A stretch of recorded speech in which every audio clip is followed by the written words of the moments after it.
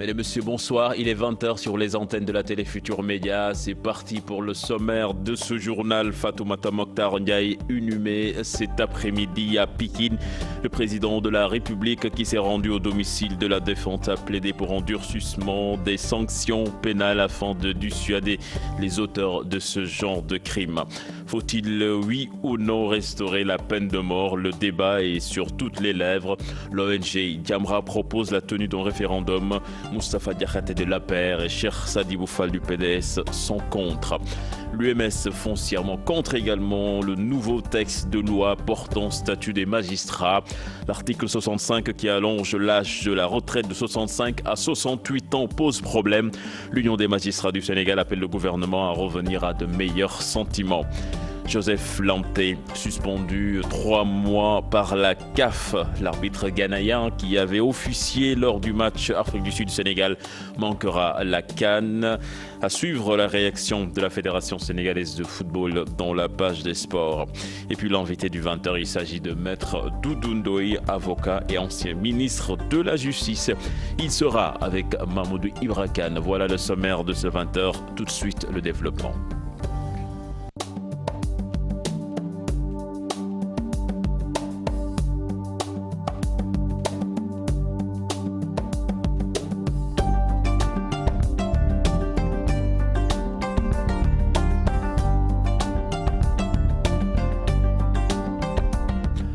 Bienvenue à toutes et à tous. Fatoumata Mokhtar Ndiaye, 5e vice-présidente du Conseil économique et social et environnemental, a été inhumée cet après-midi. Le chef de l'État s'était rendu à la maison mortuaire un peu plus tôt, certainement.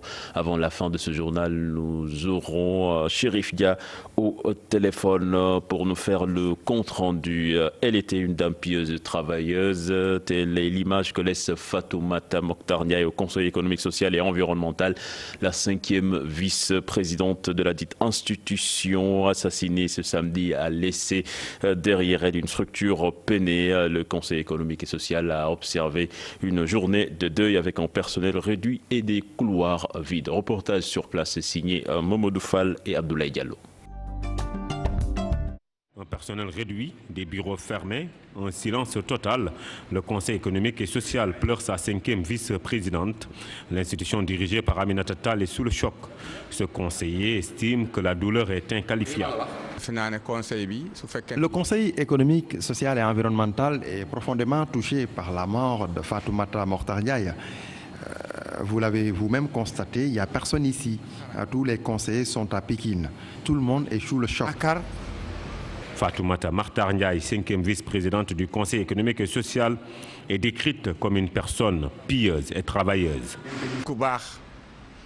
Fatoumata Mokhtar Ndiaye était une personne pieuse, un modèle. Elle était une personne de paix. Et la façon dont elle nous a quittés est trop atroce.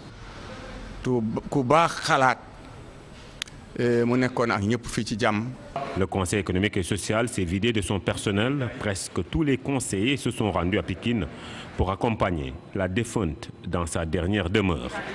Mamadou Fall, l'ONG Jamra propose un conseil ministériel pour mettre fin aux crimes récurrents. Son vice-président dit toute son inquiétude sur les proportions que l'insécurité est en train de prendre au Sénégal. L'organisation n'exclut pas de soumettre au chef de l'État la tenue d'un référendum pour combattre le phénomène et rétablir la peine de mort. Mme Mokhtar Gueye était l'invité du journal de 13h. Je vous propose de l'écouter. Nous étions exposés à une forme d'insécurité qui n'avait pas atteint les proportions actuelles. Parce qu'on vous agressait dans la rue, on vous prenait votre porte-monnaie, mais on vous laissait la vie sauve. Mais maintenant, les agresseurs ne se contentent plus de prendre votre bien, mais ils vous tuent. Et ils ne se contentent plus de vous tuer en plein jour, mais ils vous trouvent chez vous, à domicile, pour commettre leur forfait. C'est ce qui est arrivé à cette brave dame, Fatoumata Mokhtar Ndiaye, que Dieu ait son âme. Alors c'est la raison pour laquelle nous suggérons, nous Jamra, au président Macky Sall, pour que cesse cette escalade, de s'inspirer de ce qui se passe chez nos aînés. Et en ce sens que, au même titre qu'il organise de temps en temps des conseils présidentiels sur l'agriculture, sur l'énergie, etc., il est temps maintenant qu'il convoque un conseil présidentiel spécialement consacrée à la sécurité, avec à la clé une consultation populaire sous forme de référendum pour demander aux Sénégalais leur opinion sur l'opportunité de faire revenir ou non la peine capitale. Et il n'y a aucune honte à cela. Des politiques donnent leur avis sur le débat sur la peine de mort. Moustapha Diakhaté de l'APR soutient que ce n'est pas la solution. Cheikh Sadibou Fall du PDS émet également sur la même longueur d'onde. Lui, l'ancien ministre de l'Intérieur, Souad, plaide pour une meilleure éducation des jeunes. Ils ont rencontré nos reporters Aminata Mbarisso et Léa Niafouna.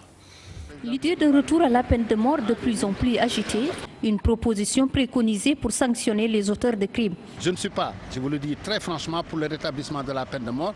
Cela d'autant plus que j'ai pu, en ma qualité de ministre de l'Intérieur à l'époque, voir qu'effectivement, que dans certains pays où cette peine de mort se pratiquait, au contraire, la violence s'était démultipliée et avait atteint des sommets qui n'ont jamais été atteints. Je suis contre le rétablissement de la peine de mort.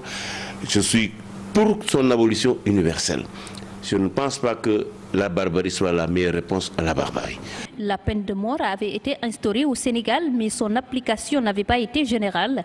Moustapha Diakhaté du groupe parlementaire Benno Bokk Yakaar, Cheikh Sadibou Fall du Parti démocratique sénégalais, par ailleurs ancien ministre de l'Intérieur, n'y voit pas beaucoup d'importance. Si vous allez aux États-Unis, chaque jour il y a des meurtres, il y a même ce qu'on appelle des massacres dans les écoles, et pourtant la peine de mort est usitée là-bas. C'est pour dire encore une fois que je ne pense pas que la peine de mort soit la solution de la lutte contre la criminalité. Il faut nécessairement que chacun, au niveau de chaque strate de la société, puisse prendre ses responsabilités. Deuxièmement, il faudrait que l'État lui-même, qui est responsable de la sécurité du public, puisse mettre en place le dispositif nécessaire, préventif, pour pouvoir effectivement faire en sorte que les gens soient dissuadés d'aller vers des comportements pareils. La lutte contre la criminalité passe nécessairement par un renforcement de la législation. Pour ce qui concerne les crimes de sang, qu'il y ait travaux forcés à perpétuité, avec aucune possibilité de remise de peine, soit sous forme de grâce ou d'amnistie. Ensuite, de mon point de vue, il faut rendre imprescriptible tout crime de sang. La peine de mort est abolie au Sénégal depuis 2004. Dans certains États d'Amérique, elle est instituée, mais la législation n'a pas freiné les crimes.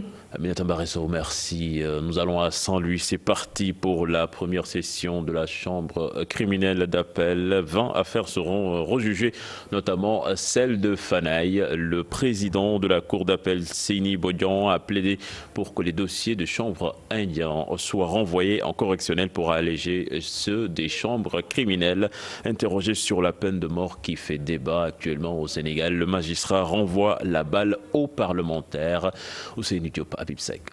La cour d'appel de Saint-Louis a accueilli la première session de la chambre criminelle. 20 affaires seront rejugées, dont 8 pour détention et trafic de chanvre indien, 8 pour meurtre ou assassinat et 4 pour vol en réunion commis la nuit avec effraction, usage d'armes, association de malfaiteurs. Après la cérémonie officielle, le président Seyni Bodian a fait face à la presse pour demander la correctionnalisation des dossiers liés au trafic de détention de chanvre indien.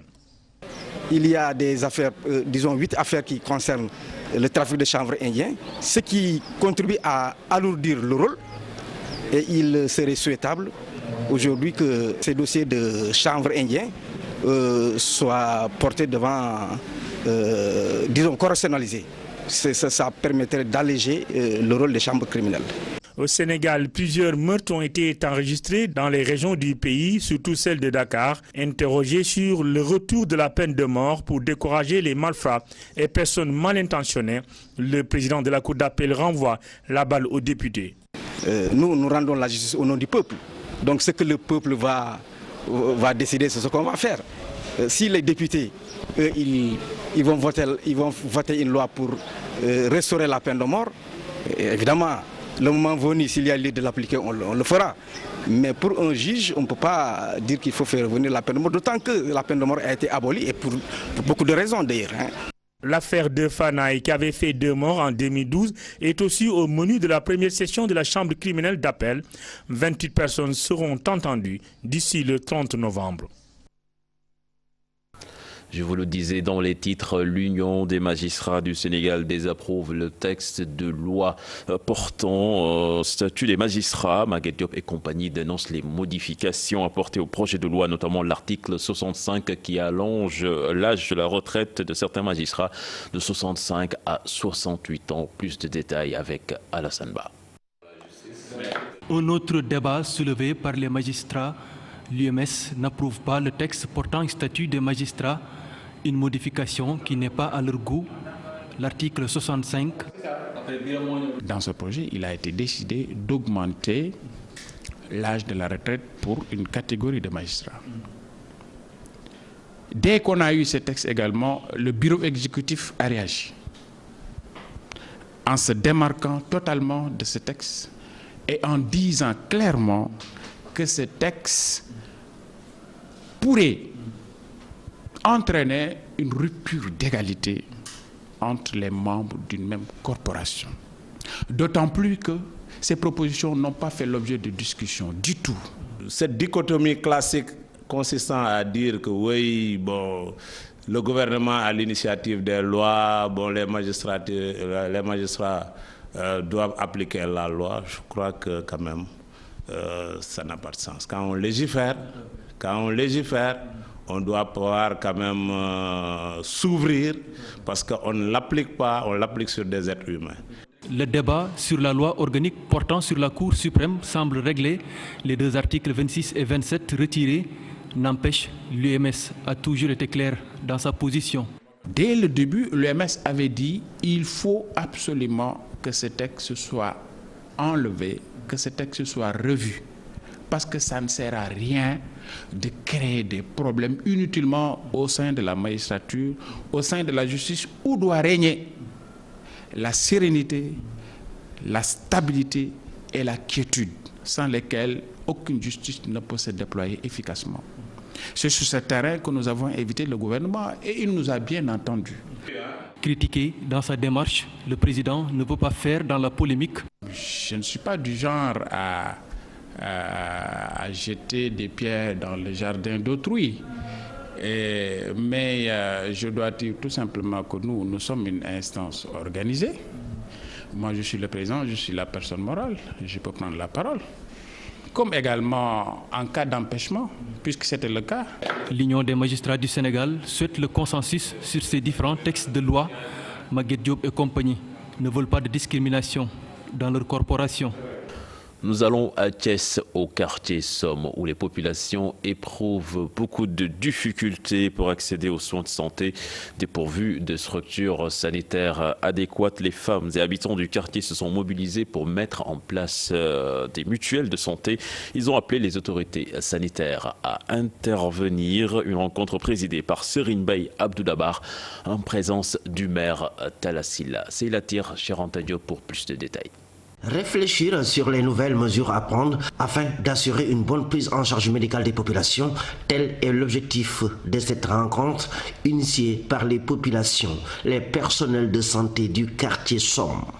Un quartier populaire, niché au cœur de la commune de Thiès, qui souffre de l'insuffisance des moyens. D'après l'infirmière chef de poste de santé, Sop Dabar, les habitants du quartier éprouvent d'énormes difficultés pour se faire soigner. Les gens n'ont pas assez de moyens pour se soigner. Le problème de santé, c'est qu'il y a des problèmes de dermatologie, il y a des problèmes de palu, surtout des problèmes d'état grippaux. Les gens ont beaucoup de maladies sur les problèmes grippe, des maladies infectieuses, mais on n'a pas assez de moyens. On n'a pas assez d'appui pour élargir nos prestations. On est un peu limité. C'est pour cette raison qu'une mutuelle de santé a été mise en place pour aider des populations démunies. Les panélistes ont fait un plaidoyer en faveur d'une prise en charge médicale correcte par les autorités sanitaires. Ce qui nous a poussé à créer la mutuelle, les gens viennent, il y en a qui viennent et qui ne peuvent pas assurer la facture de leurs prestations. Donc on a compris qu'il fallait organiser une mutuelle de santé pour atténuer la charge au niveau des dépenses de soins. Les difficultés sont nombreuses. On vient de recevoir une petite somme du CMI. Nous n'avons pas de partenaire, nous n'avons aucun appui, sinon quelques bonnes volontés de la Khadara. Selon Serigne Mbaye Abdou Ndiol Fouta et Talla Sylla, maire de Thiès, venus soutenir ces femmes, les mutuelles de santé constituent de réelles opportunités à saisir pour briser les chaînes de l'inégalité.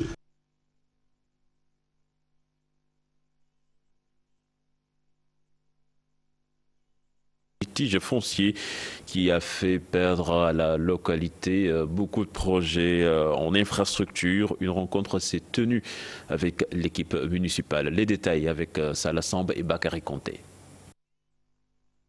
La commune de Kaour dans le Balantokounda a perdu beaucoup de projets de construction, un marché, un magasin de stockage de semences, un lycée, entre autres un stade municipal, à cause du non-lotissement de la localité.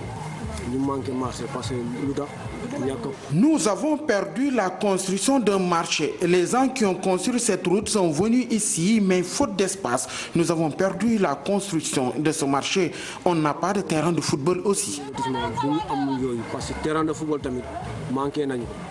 Il y a des constructions de marchés, d'écoles, de lycées, même en prévision, qu'on ne peut pas construire parce que même si on nous accorde un lycée, aujourd'hui on n'a pas de place parce que le village n'est pas loti. Nous avons même perdu un marché avec l'Isolux à cause de ça. L'Isolux est passé ici pour nous donner un marché. On nous a demandé de trouver un site. On a fait le tour du village, on n'a pas pu l'avoir. Et cette année également, Kaour devait abriter, la jeunesse devait abriter le tournoi de l'ODECAV ici au niveau de la zone. Mais il n'y a pas de terrain à Kaour. Après plusieurs années de conflit, les populations ont finalement compris l'intérêt de ce projet de lotissement. Elles demandent l'équipe municipale de Kaour de faire vite. Nous sommes partis vers les services déconcentrés même de l'État tels que l'urbanisme, le cadastre, impôts et domaines, les services de l'environnement de notre région. On s'est rapproché de ces services, ils nous ont accompagnés. Et c'est aujourd'hui, Dieu merci, ce projet se déroule très bien. Et d'ici peu de temps, nous allons passer effectivement à la phase de réalisation. La phase de conception est terminée. Nous avons discuté avec les populations. Ils ont compris aujourd'hui les enjeux de ce lotissement. Le service de l'urbanisme de Sédiou et le cadastre vont bientôt lotir la commune de Kaour. Les populations de Sierre, c'est dans la région de Luga, sont préoccupées par les feux de brousse pour la préservation du fourrage pour le bétail. Elles ont réalisé 150 km de pare-feu. La municipalité a également mis la main à la pâte. Tchernofal. 150 km de pare-feu seront ouverts cette année dans la commune de Sierre pour prévenir les feux de brousse. Il s'étend de Mbartoubab à Kerndari en passant par les villages de Madjadi, Lougeri Boylo et de Mbeleng-Boulbé. Ça sert dans un premier but, c'est à éviter la disparition du forage herbacé aérien. Et le second rôle aussi, c'est une zone d'élevage aussi, mais il y a aussi des fruits forestiers qui ne sont pas aussi négligeables dans l'alimentation des populations et des animaux. Cette bande large d'une dizaine de mètres permet d'empêcher la propagation du feu une fois déclenché de l'autre côté. Il y a déjà le pare-feu qui limite la propagation du feu, c'est-à-dire en créant une zone, une zone bien nettoyée par rapport à l'engin que vous venez de voir. L'ouverture de ce pare-feu permet de sauvegarder les pâturages, mais également de fixer les populations qui partent souvent à la recherche de fourrage. La présence de la Grande Muraille Verte et l'initiative d'ouverture de pare-feu, on a remarqué que les populations qui se déplaçaient à tout moment, ils sont actuellement stabilisés.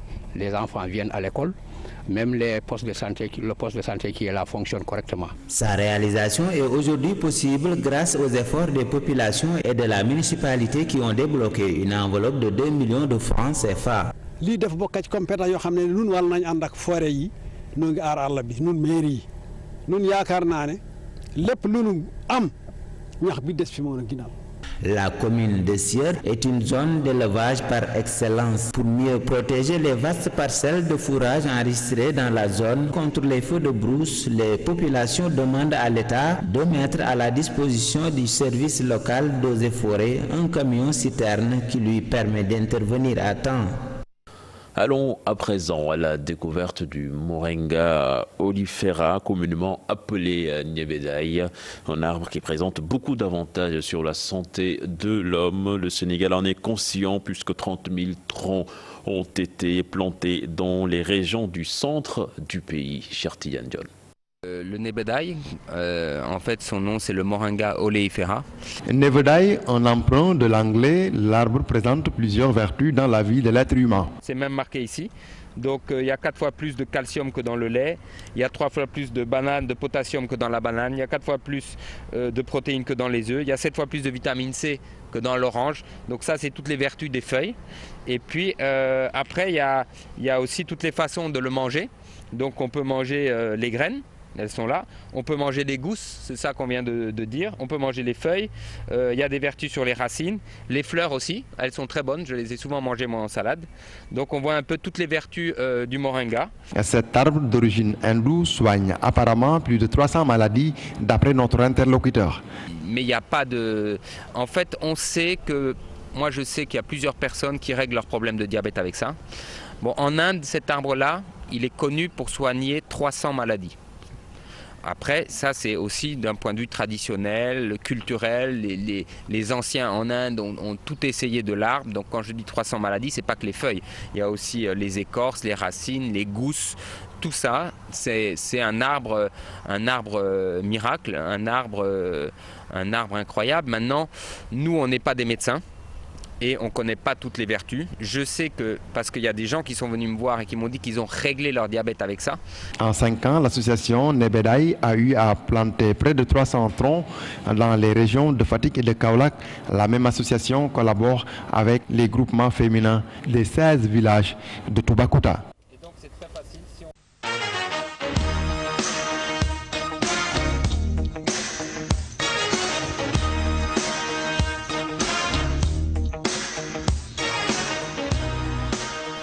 Je vous le disais dans les titres, Joseph Lamptey suspendu 3 mois par la CAF, l'arbitre ghanéen qui avait officié lors du match Afrique du Sud-Sénégal, comptant pour la 2e journée des éliminatoires de la Coupe du Monde 2018. Donc on va manquer la Coupe d'Afrique des Nations. La FSF a réagi, donc la Fédération sénégalaise de football qui prend acte et qui attend la suite. Cher Tidiane Dione Diafaraba.